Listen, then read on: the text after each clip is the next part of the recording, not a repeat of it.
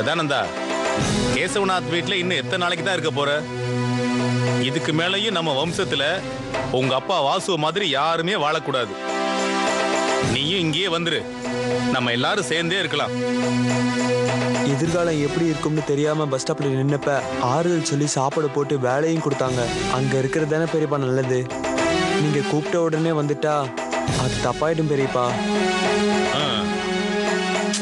பாருப்பா, உனக்கு இந்த டிப்போ வேலையெல்லாம் ரொம்ப நல்லா தெரியுது. அதனால நானே உனக்கு ஒரு டிம்பர் டிப்போ வச்சு தரலான்னு முடிவு பண்ணியிருக்கேன். ரொம்ப நல்ல வார்த்தை சொன்ன நீ. ரொம்ப சந்தோஷமா இருக்கு. சதாசிவம் வாழ்க. கேட்டியடா அண்ணன் என்ன சொன்னாருன்னு? நான் இப்பவே போய் அண்ணனுடைய பரிசு அண்ணியோட ஆசீர்வாதம்னு போர்டு எழுதி டிப்போ முன்னாடி மாட்ட போறேன். சதாசிவ சதானந்தா டிம்பர் டிப்போ, மேற்பார்வையாளர் வாசு. மகளிர் காவல் நிலையம் மாதிரி மகளிர் டிம்பர் டிப்போ. கொஞ்ச நேரம் சும்மா இருடா. என்ன சதானந்தா, நீ ஒண்ணுமே சொல்ல மாட்டேங்கிற? கூலி வேலை செய்யறவனை கூட்டிட்டு வந்து முதலாளி ஆக்குறேன்னு சொல்றீங்க. இது யாராவது வேண்டான்னு சொல்லுவாங்களா மாமா? கண்ணை மூடிட்டு சரின்னு சொல்லுவாங்க. பேசு சதானந்தா. டிப்போவை நடத்த போறது நீதான். உங்க பெரியப்பா எடுத்த முடிவுல உனக்கு சந்தோஷம் தானே? என்ன சதானந்தா, எதுவும் பேச மாட்டேங்கிற? வாயை திறந்து சரின்னு சொல்லுடா. எந்த மாதிரி ஒரு வாய்ப்பு எப்பவுமே உனக்கு கிடைக்காது. சந்தோஷம் அதிகமாகும் போது விருச்சிக ராசியில பிறந்தவனுக்கு பேச்சே வராது. உள்ளுக்குள்ளேயே அதை அனுபவிச்சுக்கிட்டு இருப்பான். இந்த மரமண்டைனா அந்த ராசியில தான் பிறந்திருக்கான். இல்லைன்னா எழுந்து டான்ஸ் ஆடி இருப்பான். வாயை திறந்து பேசண்டா சதா. இந்த இனிப்பா சாப்பிட்டு இனிப்பாவே பேசு. நான் கொஞ்சம் யோசிக்கணும் பெரியப்பா. டிப்போனா கண்ணாடி கடை மாதிரி இல்ல. டிப்போ விஷயத்துல எவ்வளவோ தலைவலி இருக்கு. கொஞ்சம் தடுமாறினா கூட போறது டிப்போ இல்ல, நான் தான். பிறக்கும் போதே எல்லாரும் எல்லாத்தையும் கத்துக்கிட்டு வரதில்ல. ஒத்துக்கடா, எதிர்காலம் உன் கையில இருக்குடா. இத பாருப்பா, உனக்கு எல்லா வேலையும் பாக்குறதுக்கு கஷ்டமா இருந்ததுன்னா முதல் 6 மாசம் நானே பாத்துக்கிறேன். அதுக்கப்புறம் உனக்கு அனுபவம் வந்துடும், அதுக்கான பக்குவமும் வந்துடும். இத வச்சு பார்த்தா ஓனர் நீங்க, நான் ஸ்டாம்ப் மாதிரி. அப்படி இல்லப்பா, வெளியில மார்க்கெட் எப்படி இருக்குன்னு உனக்கு தெரியணுங்கிறதுக்காக தான் சொல்றேன். என்னன்னு இப்படி பேசிக்கிட்டு இருக்க? என்ன விட மார்க்கெட்டிங் யார் பண்ணிடுவா? நீ மட்டும் ஊனு சொல்ல இந்த வீட 2 கோடிக்கு வித்து காட்டுற. நீ வித்துருவியா? ஓங்கி ஒண்ணு விட்டேன்னா வீட்டை வியாபார ரீதியா பார்க்காத முட்டாள். சதானந்தா, நான் உனக்கு டிம்பர் டிப்போ வச்சு தரேன், நீயே பாத்துக்க. உங்க அப்பா மாற போறது இல்ல. நீ எந்த குறுக்கு வழிக்கும் போக வேண்டாங்கிறதுக்காக தான் நான் இப்படி சொல்றேன். நீயும் நல்லா யோசனை பண்ணிக்கோ. மங்களா, போடுமா.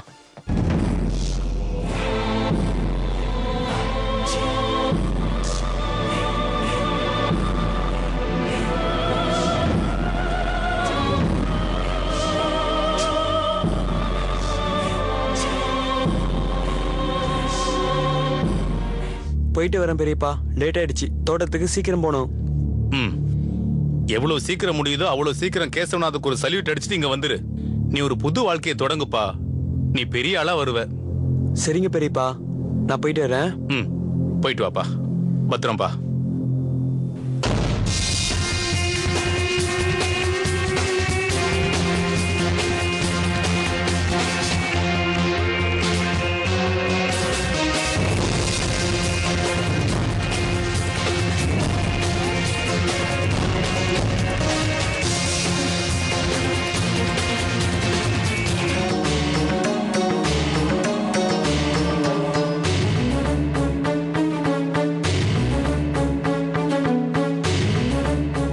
வந்த வேலை நல்லபடியா முடிஞ்சிருச்சா? பாட்டியோட திதிக்காக வந்தேன், சாப்பிட்டேன், இப்ப கிளம்புறேன். தள்ள இந்த பக்கம். நானும் அதுதான் சொல்றேன், குறுக்கு வழியில போகாத. அப்படின்னா? அப்பாவி, உனக்கு ஒண்ணுமே தெரியாது பாரு. வேலைக்காரி வேலைக்காரி மாதிரி இருக்கணும், அதிகமா பேசக்கூடாது. வழிவிடு. நீ இந்த வீட்டோட பையன், பையன் மாதிரி தான் இருக்கணும். இந்த வீட்டுக்கு நல்லது நினைக்கணும். அப்படி நினைச்சதுனால தான் திதி இங்க நடந்தது. பெரியப்பாவும் அப்பாவும் ஒண்ணு சேர்ந்துட்டாங்க. தள்ளுமா, பெரிய லெக்சர் கொடுக்க வந்துருச்சு.